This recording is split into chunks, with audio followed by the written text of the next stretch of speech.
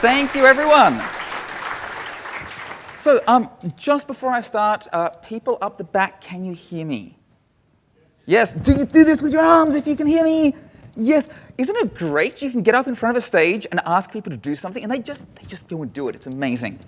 So, what I'm going to be talking about today is about your brains and this absolutely fascinating thing which I've discovered and which many people are aware of, which is effectively defects in your thinking, defects in perception. So I'm going to go back to the year 1978 with an experiment that I find to be completely fascinating. It's this perception experiment, and it's a very, very simple setup. You've got a person, they're sitting in front of a screen, they've actually got their visual field split into two. So they can see, on the left visual field there's a snow scene, on the right visual field there's a chicken leg. And this person is asked to pick cards corresponding to what they see in each of those scenes. Now, this doesn't sound particularly hard, and it's not a very hard task. What's interesting is with this particular experiment, the person there picking those cards actually has a split brain. So they've had their corpus callosum, that's the major highway that lets the two hemispheres talk to each other, that's been severed. Now, it wasn't part of the experiment, you can't do that for ethical reasons. They already had this severed as a radical treatment for epilepsy. This was like a last resort. And sure enough, they're there, they're picking cards and everything. And with the right hand, the right visual field, they pick a chicken leg. And, fair enough, that's to go with the chicken. On the left visual field, there is a snow scene, and they pick a snow shovel. So far, everything looks completely normal, until you ask that person, why? And they say, well, I picked the chicken to go with the chicken leg, and I picked the shovel so I could shovel out the chicken pen. There is no mention of the snow scene whatsoever. And when you hear this, it's like, what the hell is going on? And it's like, is that really the reason why you picked it? They go, yeah, why? Do you doubt me? Like, why wouldn't you think anything else? And of course, this is obviously a situation where they didn't pick the snow shovel to shovel out the chicken pen. So what's going on? Well, in the vast majority of people, it's the left hemisphere of the brain which does language processing. And so when you ask somebody, why did you pick this? It's the left hemisphere which is doing all this processing.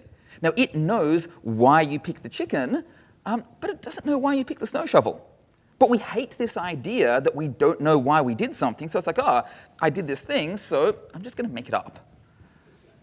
And what's fascinating here is you pop somebody in an fMRI machine, you ask them questions about things which they cannot actually know the answer to, but which they've done, you've influenced them in some way, and you can watch this happening. You have this little bit in sort of the front left prefrontal cortex which sort of lights up, which fabricates something, and then you see the memory centers light up, because it gets put in memory, gets taken out of memory, it feels like a real memory. People feel like they actually remember what their choices were. Now, this is an example of someone who's not only unaware of why they made a choice, but they are profoundly unaware. They are unaware that they are unaware. They have no idea that this is going on. And you can go, okay, so if somebody's got like an interesting brain configuration, wow, I'm louder now. Someone's got an interesting brain configuration, that can be, something which can occur, but, is that something which happens to everyone? And as it is, that's not a unique situation. We all make these unconscious mistakes. Now, what's fascinating is we all make the same unconscious mistakes. People are incredibly consistent in how they have these defects in thinking. And it's easy to think of this with an analogy. If you've ever seen, there's this wonderful optical illusion here. The two squares there, A and B, are the same color. So you can get out your favorite image editor, GIMP, whatever. You can sample those. They are exactly the same color. I can put some things on there to show you that. But our brains completely refuse. When we look at that, we cannot see those as the same colors. It's not how our visual processing thinks, despite the fact that they are exactly the same. And that just does my head in. So we have the same thing with cognitive biases. It's where we have those sorts of systematic defects with our experience of consciousness, with our experience of thinking. And that's not surprising because it's kind of like the halting problem of consciousness. We can experience consciousness, but we can't fully emulate our experience of consciousness on our own brains because then we need a bigger brain. And so there's always going to be something that we're unaware of. There's always going to be something that we miss. So when I started learning that these things existed, I'm like, whoa, this is fascinating. I want to learn about brains. How can I learn more about brains? And there are three great sort of realms of people who study how people think. So one of those realms are psychologists. Obviously, psychologists have been thinking about thinking for a very long time. We have a much newer field now, which is neuroscience, which is actually looking at how the brains are sort of fitting together. But if you really want to know what our defects are, if you really want to know how to exploit them, there is one group of people who know that better than anybody else: salespeople. Holy crap, these people are absolutely dedicated to finding ways in which we have defective thinking and exploiting that. And it's absolutely fascinating seeing how that works. Now, what's amazing here, or probably not amazing here, is it's not actually that hard to get people to make mistakes. It's not that hard to exploit people. It's not that hard to trick brains, because left to themselves, brains will pretty much trick themselves. So let's see an example of that. There is a fascinating study called from Barg-Chen and Burrows, and you'll notice I have citations in the bottom of all these slides. There will be a complete list of citations at the end. I'll tweet a link to that as well. So there was a paper by Barg-Chen and Burrows in 1996, and it involved priming. Now, priming is where you kind of get somebody to unconsciously think about something. You leave an object in their visual field which just slightly alters their perception, or you get them to do language tasks is a very, very common thing. So it's like, oh, we're just going to test your language ability. We're going to get you to solve some anagrams, or we're going to get you to solve some jumbled word sentences. So a typical jumbled word sentence, we say, hey, here's 5 words. You need to find 4 words in that which you can rearrange to form a consistent English sentence. So, he finds it instantly would be an example there. And so people have to think about these words. Now, that's a fairly neutral sort of message, but when you want to get people to think about certain concepts, you add priming words to that. So here I am doing that right now to prime you about this talk and the feedback that you're going to give. And what's fascinating here is you can prime people with all sorts of things. You can give people impolite priming. You can give people words in these word puzzles like brazen or intrude or bluntly.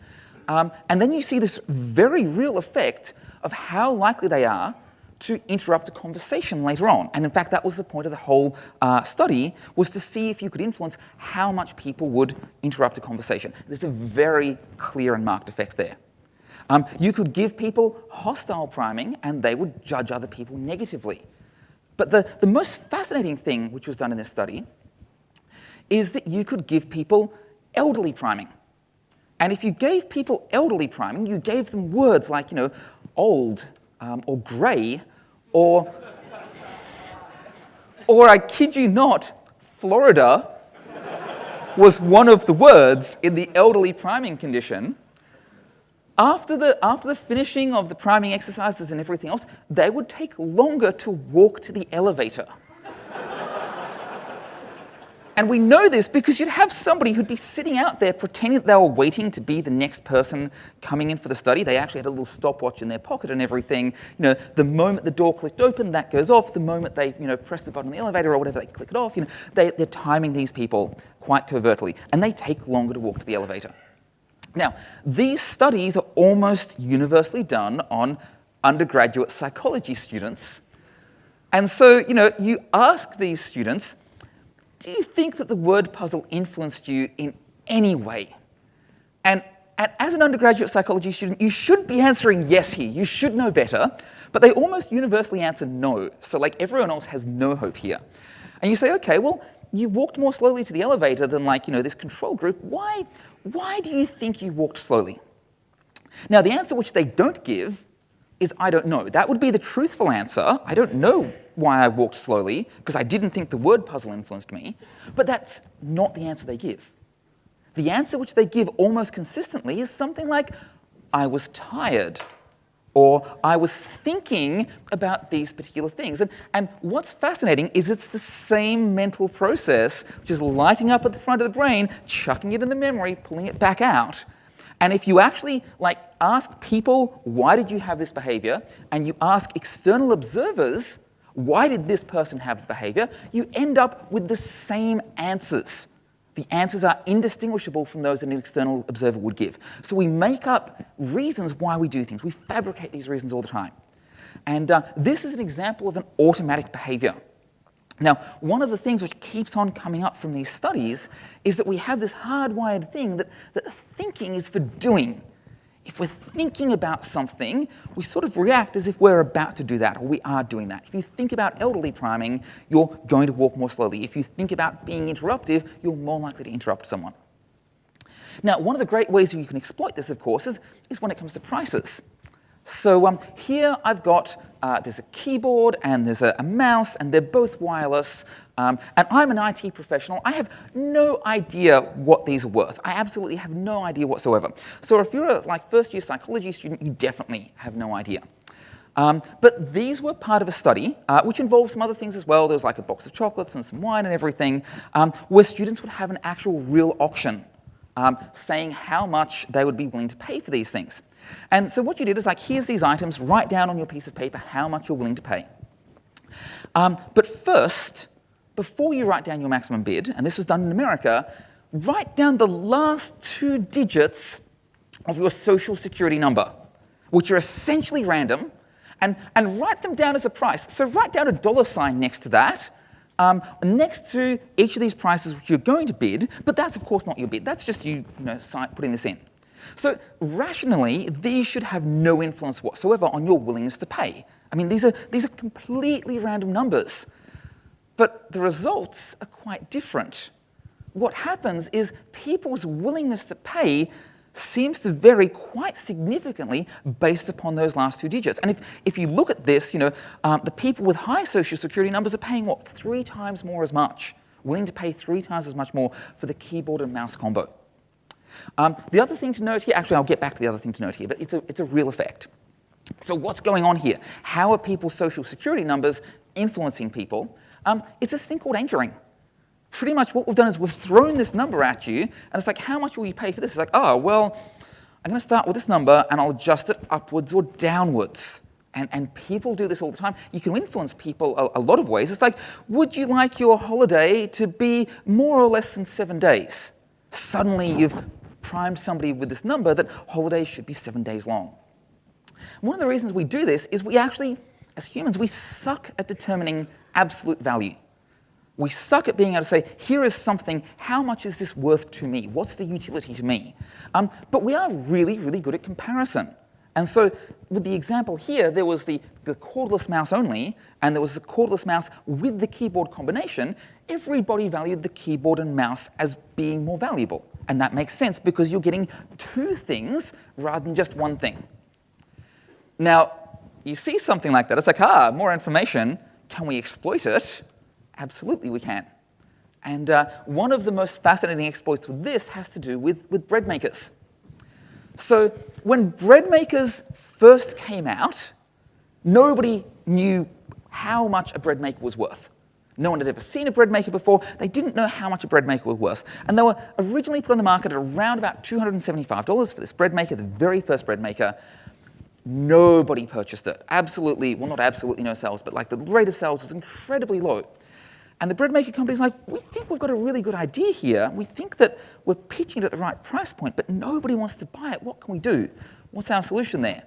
And they hired a marketing firm. And the marketing firm says, well, what you need to do is you need to build a bulkier and less attractive bread maker, and then you should put that on the shelves next to your original model, but you should sell it for 50% more. Now, this is a product that nobody wants. This is a product which is clearly more expensive and less attractive than the original. But what it does is it lets people do this comparison. People say, I don't know anything about bread makers, but comparing these 2, this one here is looking like a really good deal. It costs less than this other one. It's more attractive. I'm going to buy this. And suddenly they started selling. Now, this is called, there's a technical term for this. It's called a decoy choice. And you'll actually see these all over the place. So one particular example is there was this economics magazine. They offered these 2 possible subscriptions. You could have an internet-only subscription or an internet plus print subscription. And one's almost $60, one's $125. And if you go and ask people, here's a magazine you're interested in, which one would you go for? What happens? Most people say, well, I want the internet one because, I don't really use dead trees all that often and it's way cheaper and all these other sorts of things. If you change the options, how they're presented, so you have internet only, print only for $125, and internet and print for $125. Now, the middle option there, print only, no one's going to pick that because you can get internet and print for the same price. That's our decoy choice. What it does is now people engage this comparison machinery and they go, oh, internet's $60 or $59, print is $125, internet plus print, that's an amazing deal. I'm like getting $60 worth of value for free. I had this happen to me in the airport yesterday where they said, here's this bottle of gin, which is 900 mils and it costs $90. You can get this 1 liter bottle of the same thing for like $50. I was like, oh, that sounds like an amazing deal. I'm obviously being manipulated here. I would never purchase that smaller bottle of gin for more money. So what happens here? Suddenly, everything changes around. And not only does it change in direction, but the magnitude increases. So with the decoy choices, you have more than 80% of people picking internet plus print. Whereas without the decoy choices, you have, about 75% of people wanting the internet option. So that's absolutely amazing. So we know we can do decoy choices. We know people love to do comparison, at least when it comes to economics and like financial purchases. Can we use this for anything else? The answer is hell yes, you can. One of my favorite things here is that you can use people's willingness to do comparisons when it comes to people. So if you want to be selected for anything at all, if you want to be a job, if you want to be like a speaker, if you're trying to get on a StarCraft team, if you're trying to be selected to get on a date with someone, anything like that, what you want is to be compared to somebody else who is similar to you, but who is a little bit less cool. And that's me being a little bit less cool at a serious technical conference a few years back.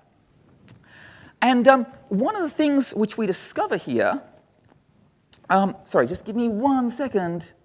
Okay. Sorry about that, yes. So you want to get compared to somebody similar. Now, one of the things to be careful of is that it's easy for us to do these comparisons. It's very, very easy for us to, having made those comparisons, remember those comparisons. But as you can see, it's easy to manipulate people. It's easy to manipulate people to make the choice you want. And we have this terrible thing where we trust our past selves. It's like, oh, I don't really remember the reason why I did this, but, obviously I had a good reason at the time. Or what's even worse is we fabricate reasons. So I happen to use K&R style bracing. That's where you put the brace on the same line as the conditional statement which opens it. And when somebody asks me, if you go back a few years, somebody asks me, why do you use K&R bracing? I was like, oh, because vertical white space is this precious natural resource and we have to conserve it. And you can fit more code on the screen and it makes it easier and everything else. It's not the reason why I use K&R bracing. It's because when I was in first-year university, my first-year university lecturer, that's him there, used K&R bracing in the very first example. And I'm like, oh, this is how you do bracing in C. And since I did that, I never even gave it another thought. And I just started to justify why that was the case. The same thing applies for my editor. It's not like I took out all the popular editors and tried to compare which one was the best feature. It's like, no, I've started using this one. Now I'm just going to keep doing it.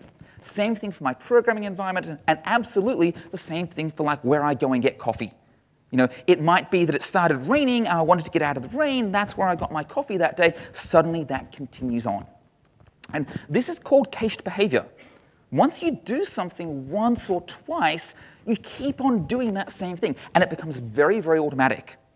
It's also very hard to move off that because we have this fundamental belief that, I'm a good person. I make good choices. I make choices which are good for me. I mean, it would be very hard to believe anything else. And unfortunately, this is such a core belief that it gets us in problems all the time. And this next thing I'm sure is going to seem very familiar to a lot of you. Estimating time. I remember when I was a 17-year-old, kid with my, computer and everything, and I was doing some sort of consulting. People go, "Oh, Paul, how long would it take for you to write this software?" And every single time, I would say, "Oh, yeah, well, it's a web browser. It's only going to take me 2 days to write that." I would hugely screw up my time estimates. And it's not just developers who do this, it's everyone. So if you ask people, and this is a study on students, how long are they going to take to complete their assignments? And you say, okay, you've got this assignment, here's the due date. What's your 50% confidence interval on when you think it'll be finished? When do you think it'll get finished on average? What's your 75%? What's your 99%? When are you 99% sure that you're going to have this assignment finished? And people would answer what they thought would be there. What's fascinating here is if you compare their predictions to the actual results, and when people predicted this, they said, and I'm very confident about these predictions, I know myself very well. When you actually do the comparisons, only 13% of participants had actually finished by their average case estimates.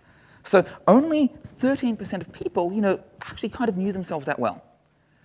Only 45% of people had actually finished by their worst case estimates, which means the majority of people had not finished by their worst case scenarios.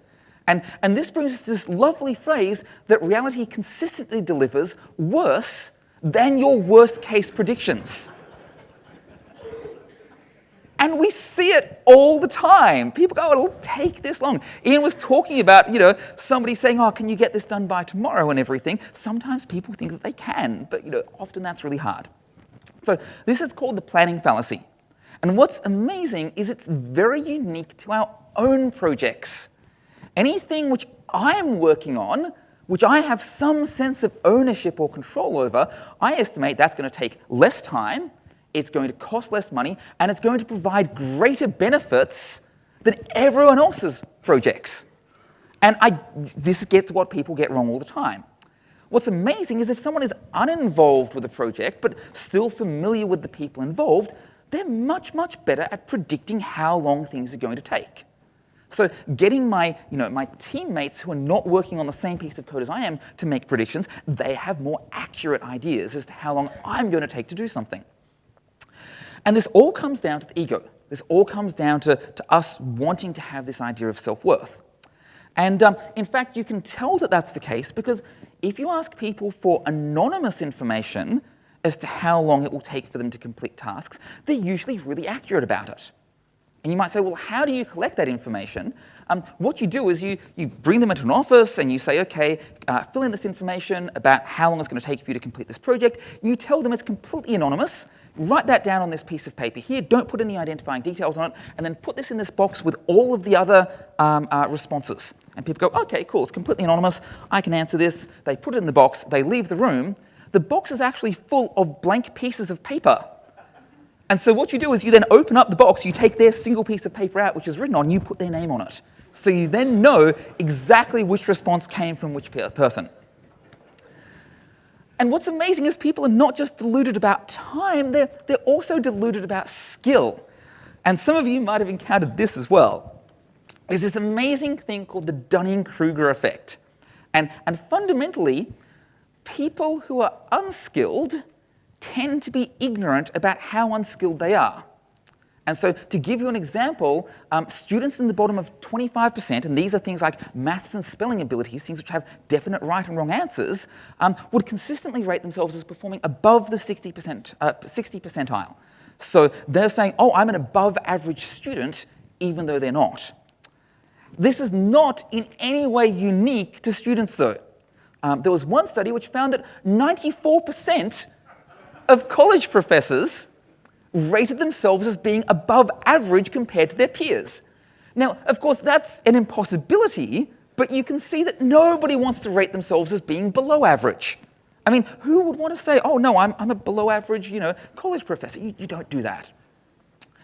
The flip side of this is people who are highly skilled, people who really know their stuff, they also know what they don't know. They go, oh, yeah, well, I'm really good at this thing. I'm nowhere near as good as that person. Or, sure, I know this technology really well, but I haven't learned X, Y, and Z. And they actually consistently underrate their competency. And there's one thing that some of you might have encountered called the imposter syndrome, where you have people who are actually really quite skilled at what they do, but they feel like an imposter. They feel like they're not supposed to be there, that somehow they're pulling people's legs.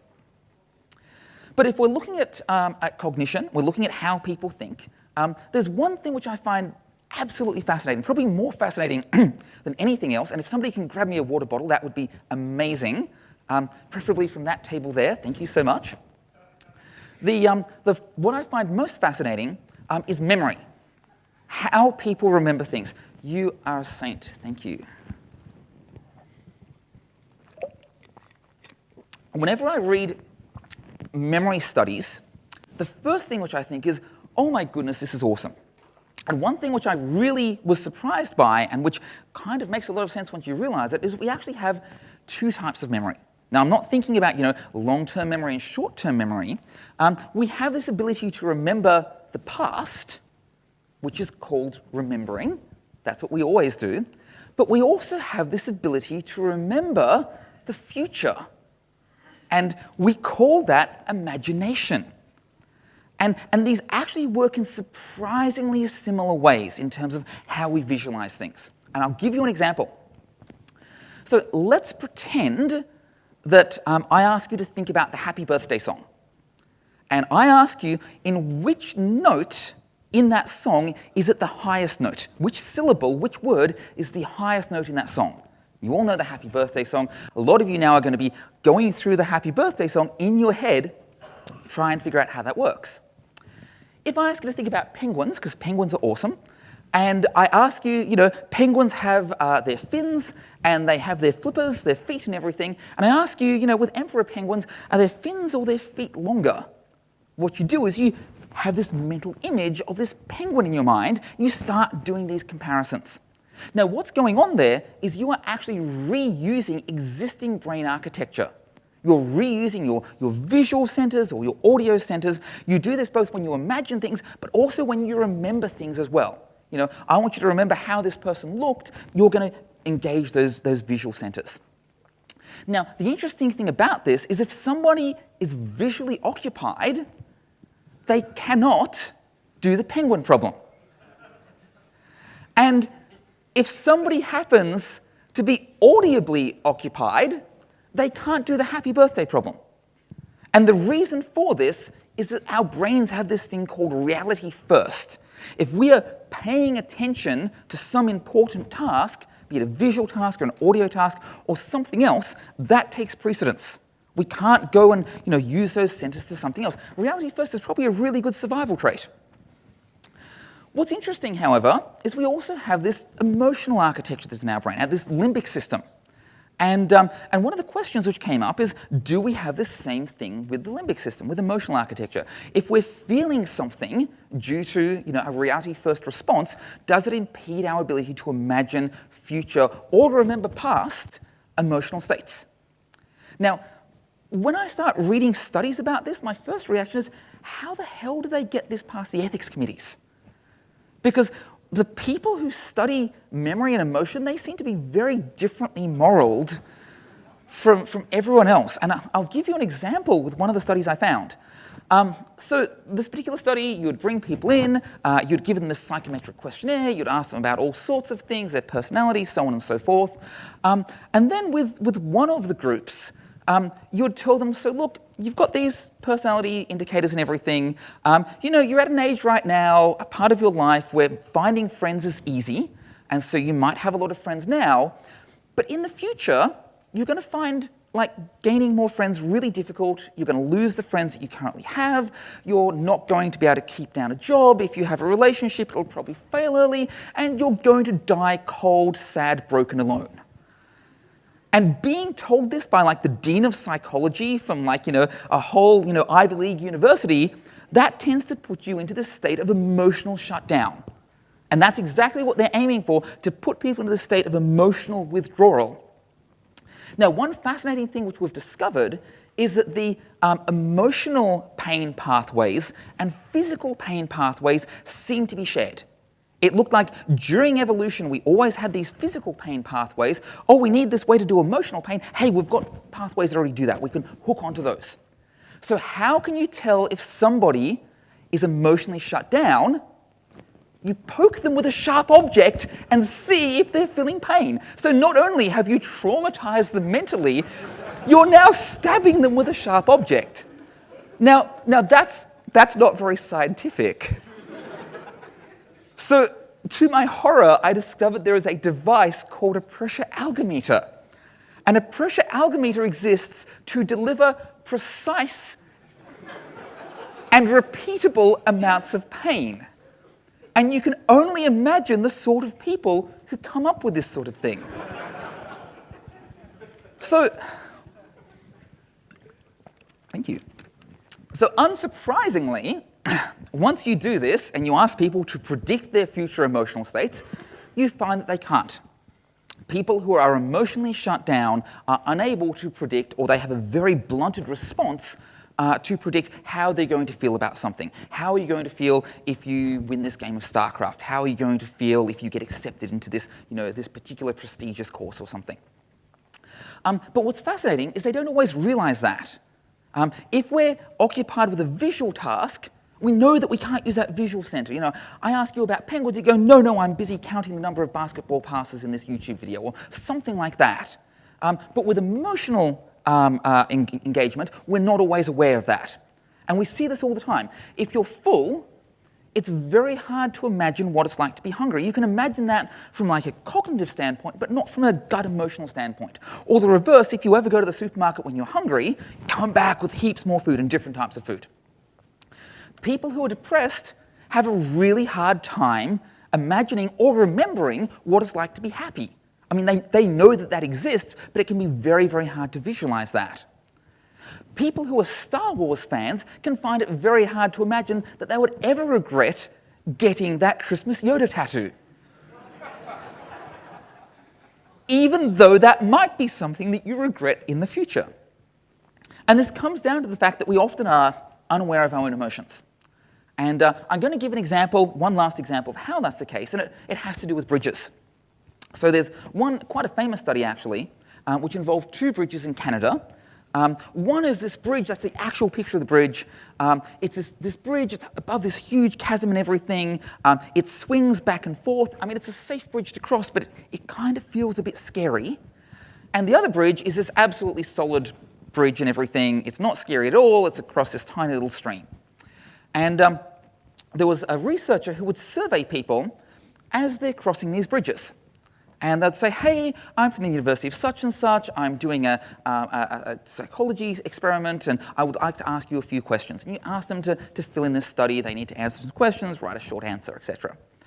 Now what's interesting is after they fill that in, the researcher, and it's the same researcher both times, they went to both bridges, it's like, oh, thank you so much.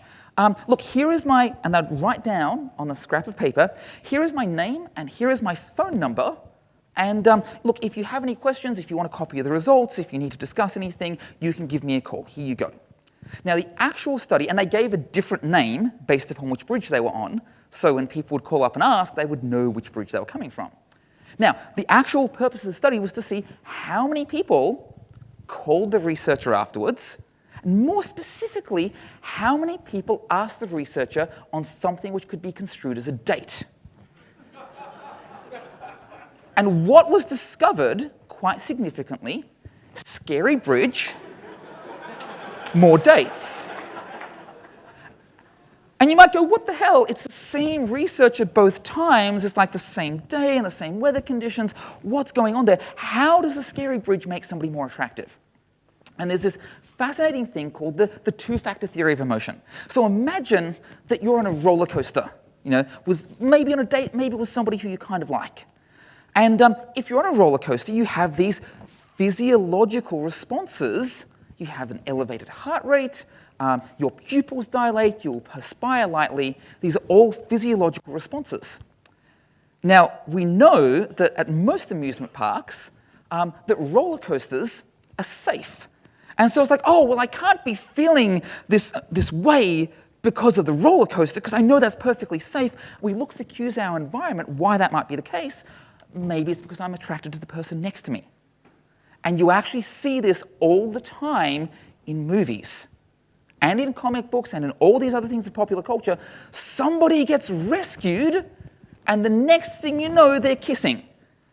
Even though that's not like a good basis for a long-term relationship, they still end up having this amazing reaction. So what conclusions can we draw from this? Well, one thing is to be aware of your emotions, but also to be aware that very often you won't be aware of your emotions. Humans are absolutely amazing at misinterpreting how they feel and misinterpreting how they think. And you've all probably encountered that if you've gone, oh, wow, I was a real jerk the other day, and I didn't really mean that. But at the time, you were influenced. You should really ask yourself, should you be trusting your past self? Start asking yourself, is there a reason why I'm doing things this way? Is this really the best option for me? Is this really the best editor or the best workflow or the best whatever I'm using in my environment? If you need time estimates, find somebody who knows you well and ask them for a time estimate, because they'll probably be able to give you some better ideas than you. And maybe you don't want to accept that, but scale your estimates up towards what they say. And finally, of course, look out for decoys.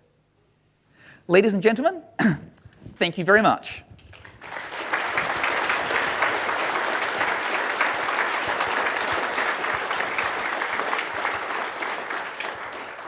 So there are citations. I will tweet those probably in the next, actually not in the next 10 minutes because I believe I'm part of the panel. But do we have time? Do we have time for questions? Yes, excellent. Do we have questions from the audience?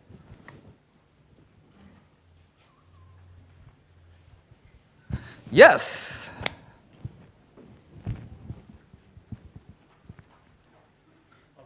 Not a real question, Paul, but an observation of the... Is this working? I don't think it is.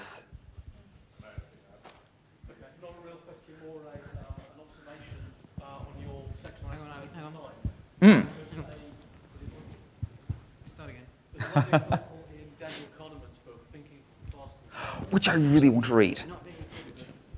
There's a lovely example of this from the economist Daniel Kahneman in his book Thinking Fast and Slow. He was hired as part of a team to revise an education syllabus and prepare some new textbooks.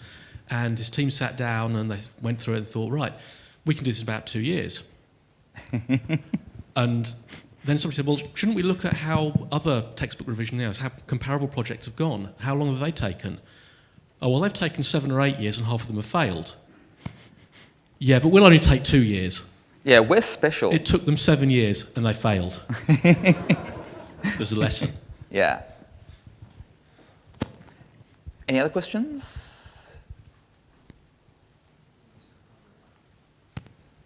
Okay, I think we're paneling then. Awesome. Thank you all very much.